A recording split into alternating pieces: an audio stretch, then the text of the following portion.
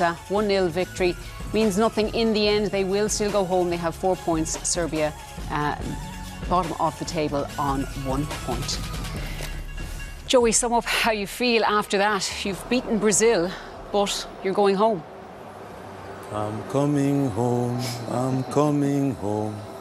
Listen, work is in process. I believe in 4 years, we're going to see a different Cameroon. For the first time in our nation, people are not happy.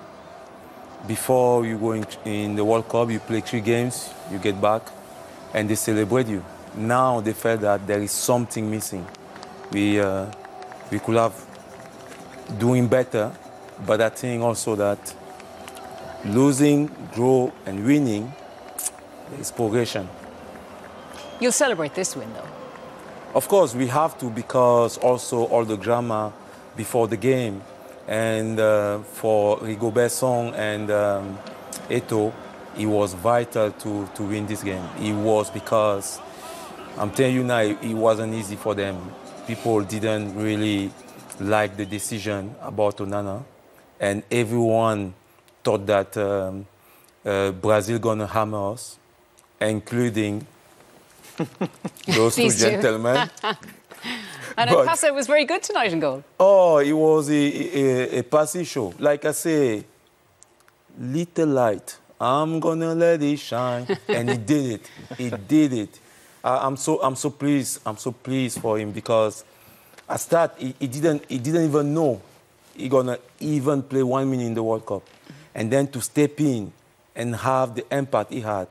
I'm just so glad for the young man. Shay, we did finally get some drama in this game. It took its time coming, and we did finally get a goal, but not from the team we would have expected. No, Brazil were poor, as the guy said in commentary. It was a poor game, but the game plan again for Cameroon worked really well. I mean, the ball gets fed out wide, and it's a brilliant header at the end. Mbekele with the cross here is a phenomenal cross, like that's Beckham, like, and the header from Bakar. Hopefully my pronunciation's okay there, but it's a phenomenal header, and you just wish that referees at that point would have a bit of common sense and go, forget the rules. I've just scored against Brazil in the World Cup finals. Imagine the emotions going through that young man's head at that point, you know, and he's took his top off. Brilliant header. Yeah, he got himself red carded for that celebration. I wish I can take my tops off now, because, but listen. Is it after 9 o'clock at home? Yeah, just beyond the watershed. Yeah. Maybe don't. No, maybe don't. Not just yet. Okay. Richie, your thoughts on Brazil tonight? We know that they were playing, you know, their B team, so to say, but haven't we been raving all tournament about how good Brazil are? You would have expected more. That was a result that both of those teams deserved. I don't think what we saw from that Brazil team, obviously we've to say this Brazil team, the team that started, is not likely going to be the group of players that are going to play in the next round or further on. But you would have thought that they'd give a kind of a performance which even gave us an indication that the coach might have a difficult decision to make in the next game, or that they would look to seize the opportunity or to really, really impose themselves on that game, and they just didn't. Part of that was because of Cameroon's defence, their attitude, but not a great deal. Like, Brazilians themselves, they must be walking off that pitch there going, okay, we did nowhere near doing ourselves justice. We did create chances, we weren't near clinical enough, but overall I don't think they could be particularly disappointed that they lost, given how far off. So that's what it looks like going forward. Richie, let's look back at some of what Brazil did create tonight. Not much to pick over. They did create opportunities, which you would expect them to do. We're talking about the second half here. You'd expect a team of these players to be able to create opportunities. But the goalkeeper, I think, deserves a lot of credit for how this game ended up with a clean sheet for Cameroon. And you'd understand he's under a huge amount of pressure given the backdrop into why he's in this team and the circumstances. But Passy did really, really well there to put that over the bar. Again here, he reacts quite well to arguably what was maybe his own mistake there by not handling the first one correctly.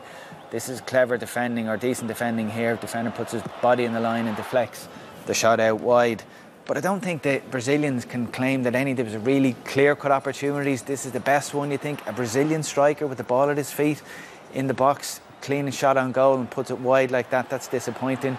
comfortable save there from Apasi. Guimaraes, you would think, again, made a positive difference when he came on.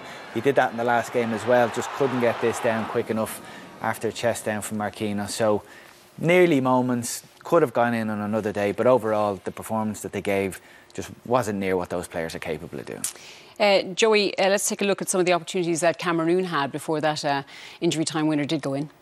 And I have to also mention that the reason why Brazil couldn't play because of Cameroon. We know how to deal with especially technical team.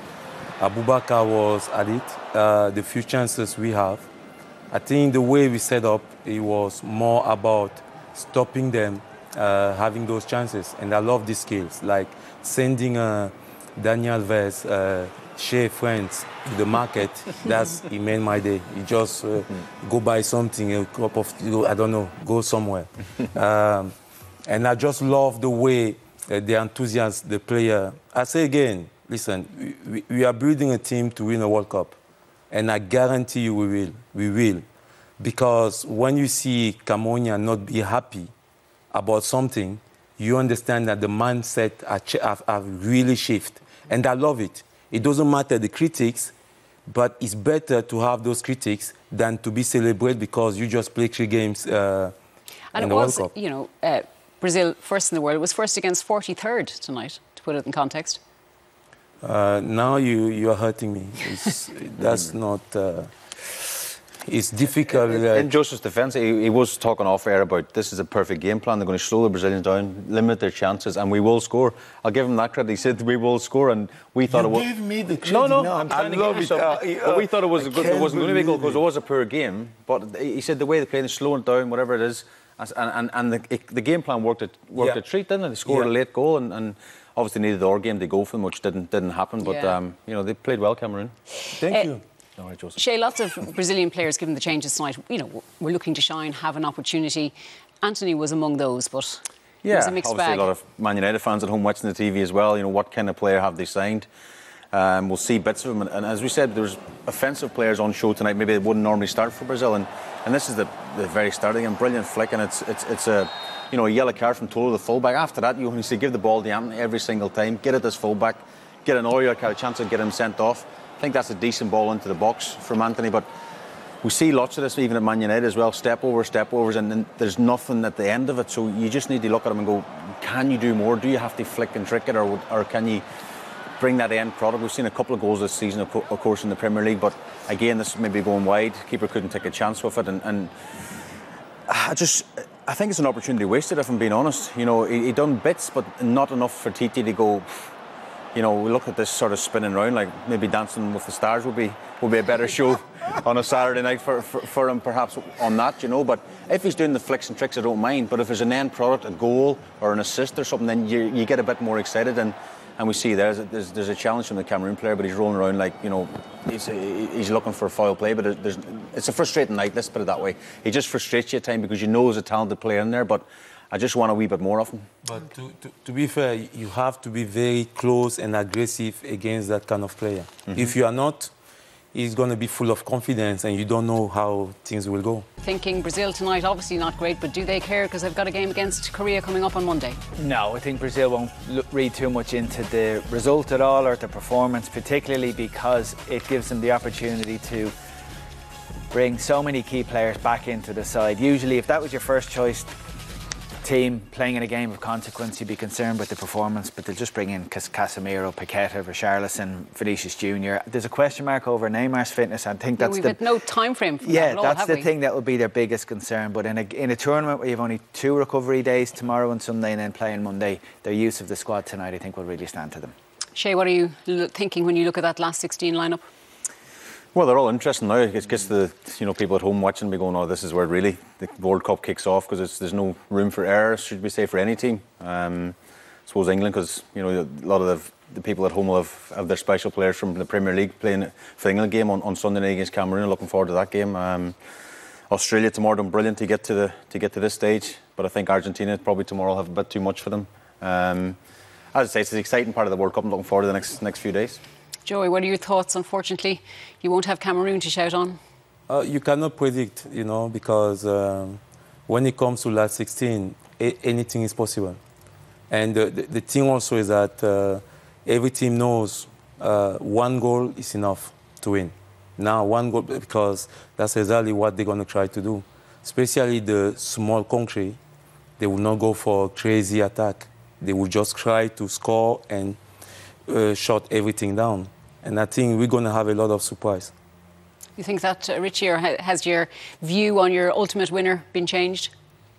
I think I went for Argentina before a ball was kicked, and I think they're still justifiably one of the top 1 or 2 teams you'd look at. But it's a poorer tournament now after Cameroon have left.